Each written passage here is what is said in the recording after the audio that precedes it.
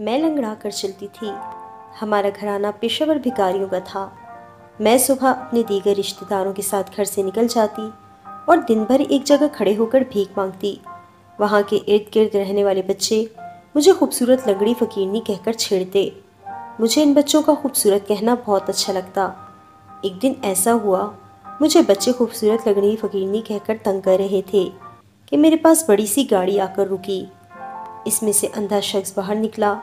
وہ مجھ سے پوچھ رہا تھا، تم خوبصورت ہو؟ میں حیرت سے اس کی جانب دیکھ رہی تھی۔ میں نے کوئی جواب نہ دیا۔ اس نے ڈرائیور سے کہا، مجھے لگتا ہے یہ لڑکی گونگی ہے۔ اب وہ ڈرائیور سے کہنے لگا، مجھے بتاؤ یہ لڑکی خوبصورت ہے کہ نہیں؟ ڈرائیور نے ادب سے جواب دیا، یہ لڑکی بہت خوبصورت ہے۔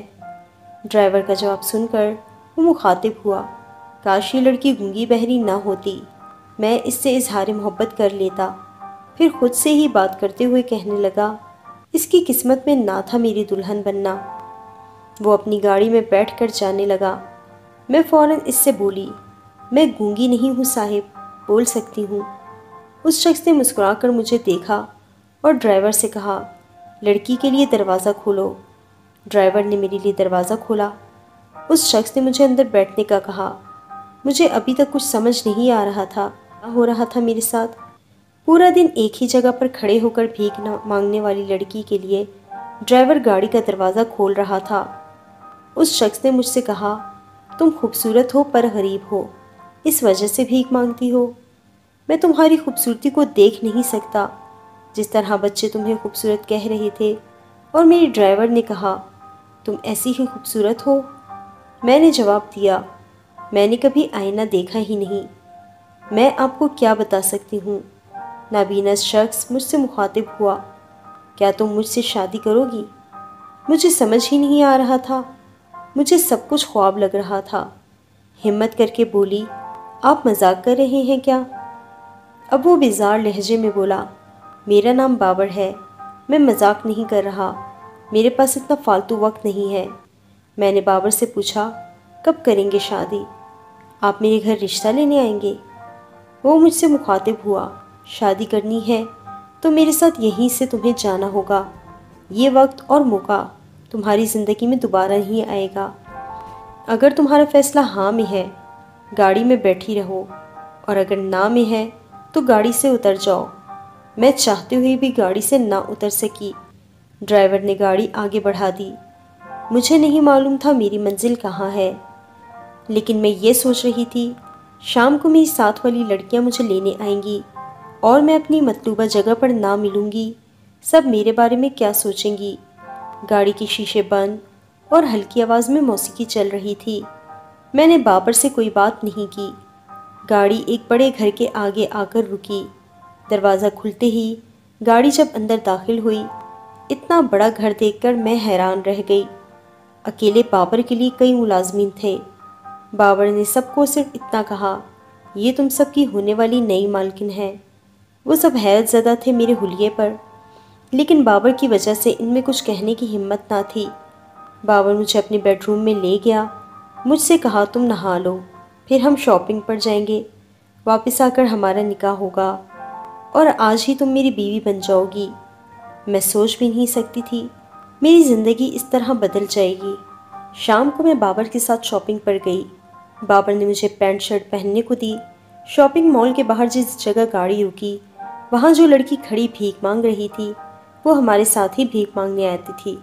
اس نے مجھے میری چال سے پہچان لیا، لیکن میرا لباس اور حلیہ دیکھ کر مجھ سے بھیک مانگنے لگی۔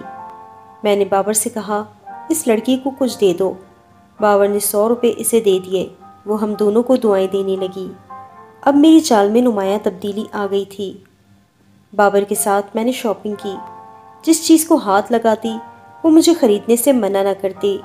بابر کے ایک ہاتھ میں لاٹھی تھی، دوسرا ہاتھ میں نے تھاما ہوا تھا۔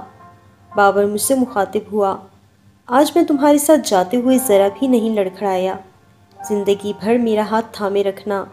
میں شاپنگ کر کے تھک گئی۔ میں نے بابر سے کہا، مجھے بھوک لگی ہے، تو وہ مجھے شاندار ہوٹل میں لے گئے۔ پیٹ بھر کر کھانا کھانے کے بعد ہم گھر آئے۔ مولوی ہمارے نکاح کے لیے گھر پر موجود تھا۔ مولوی صاحب نے ہمارا نکاح پڑھایا۔ میں بابر کی دلہن بن گئی۔ کل کی لنگڑی فقیرنی آج محل نما گھر کی مالکن بن گئی تھی۔ بابر کی بیوی بن کر میری دنیا ہی بدل گئی تھی۔ نکاح کے بعد بابر نے تمام نوکروں کو چھٹی دے دی۔ مجھے بابر نے پورا گھر اس طرح گھمایا جیسے سب کچھ نظر آ رہا ہو۔ میں نے حیرانی کا اظہار کیا تو بابر کہنے لگا، میں نے اس گھر کی ایک ایک چیز کو اپنے ہاتھوں سے لگایا ہے، اس لیے اپنے گھر میں مجھے سہارے کی ضرورت نہیں، اور میں بغیر آنکھوں کے بھی ہر چیز کو دیکھ سکتا ہوں۔ گھر دکھانے کے بعد بابر مجھے بیڈ روم میں لے آیا۔ یہاں آرام کرو، میں کچھ ضروری کام کر کے آ جاؤں۔ بابر کے جانے کے بعد آرام دہ بستر پر مجھے نیند نہیں آ رہی تھی۔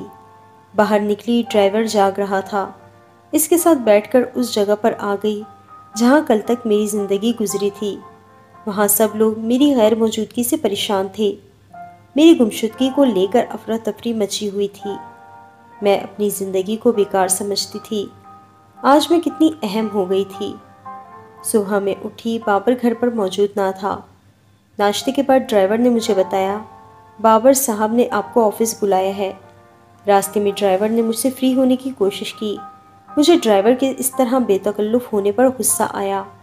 ڈرائیور نے مجھ سے کہا، لنگڑی فقیرنی، ہوش کے ناخن لو۔ میں اگر تمہیں خوبصورت نہ کہتا تو صاحب تم سے کبھی شادی نہ کرتے۔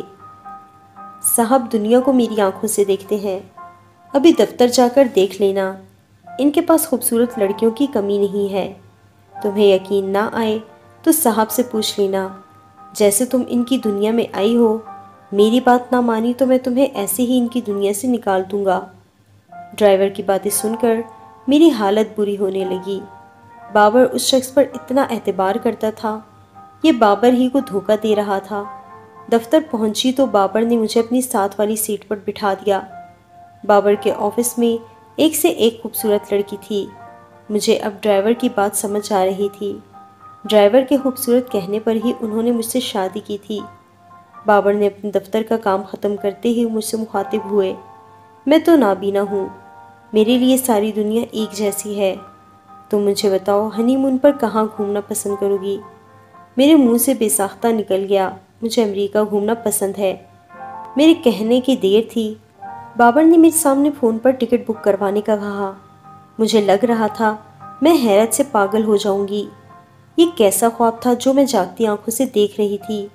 بابر نے ڈرائیور کو بلا کر کہا، میری بیگم کو آفس دکھاؤ۔ مجھے حیرت ہو رہی تھی، اتنی لڑکیاں آفس میں ہونے کے باوجود بابر مجھے ڈرائیور کے ساتھ آفس دیکھنے کا کہہ رہے تھے۔ ڈرائیور میری طرف دیکھ کر مسکرا رہا تھا۔ میں نے بابر کو منع کر دیا، پھر کبھی آفس دیکھ لوں گی۔ میرے اس انکار سے ڈرائیور غصے سے مجھے دیکھ رہا تھا۔ آج مجھے صرف آپ کو دیکھنا ہے۔ بابر نے ڈرائیور کو باہر بھیج دیا اور اپنی زندگی میں ڈرائیور خالد کی اہمیت کے بارے میں بتانے لگا۔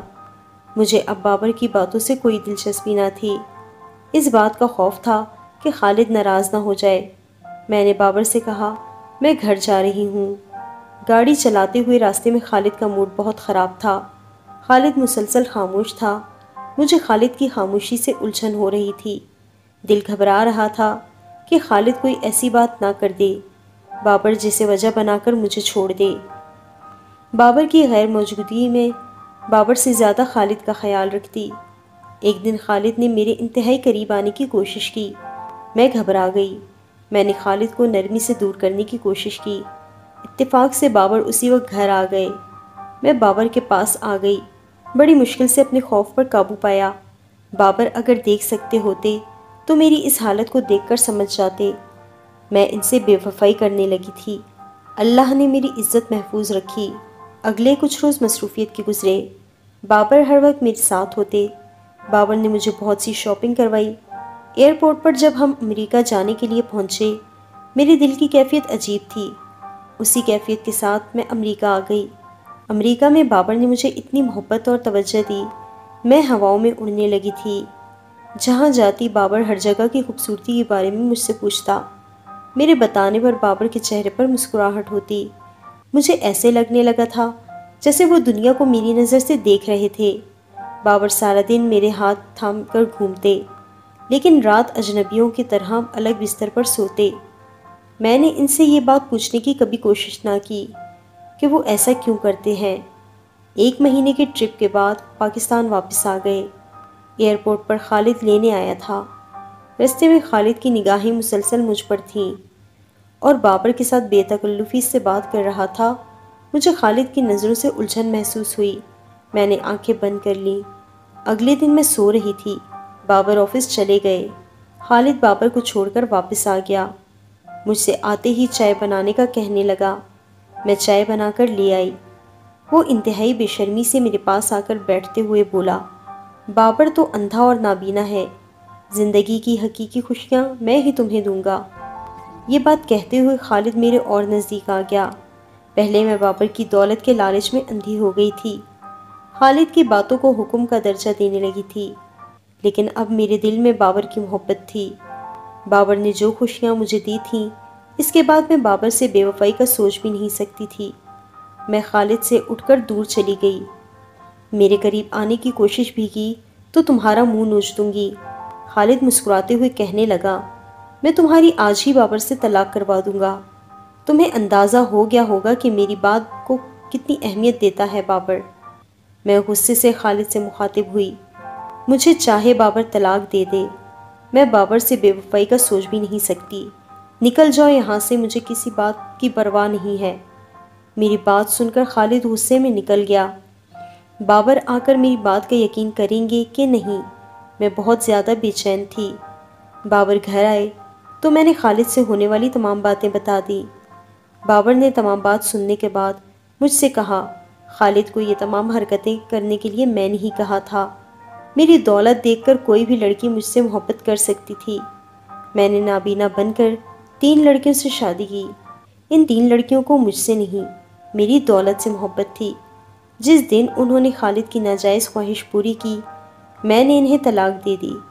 تم نے آج ثابت کیا تمہیں میری دولت سے نہیں، مجھ سے محبت ہے۔ تم نے انتہائی مشکل زندگی گزارنے کے باوجود میری دولت ٹھکرا دی۔ مجھ سے وفا کے لیے آج سے میری دولت اور وفائیں صرف تمہارے لیے، اور آج سے دنیا کو میں تمہاری اور خالد کے بجائے اپنی آنکھوں سے دیکھوں گا۔ بابر نے یہ بات کرتے ہوئے اپنی آنکھوں سے گلاسز اتار کر دور پھینک دیے۔ بابر مسکراتی آنکھوں سے میری طرف دیکھ رہے تھے۔ میری وفا نے مجھے بابر کی نظروں میں نہ صرف معتبر بنا دیا تھا، بلکہ سارے جہاں کی خوشیاں میری گود میں ڈال دی۔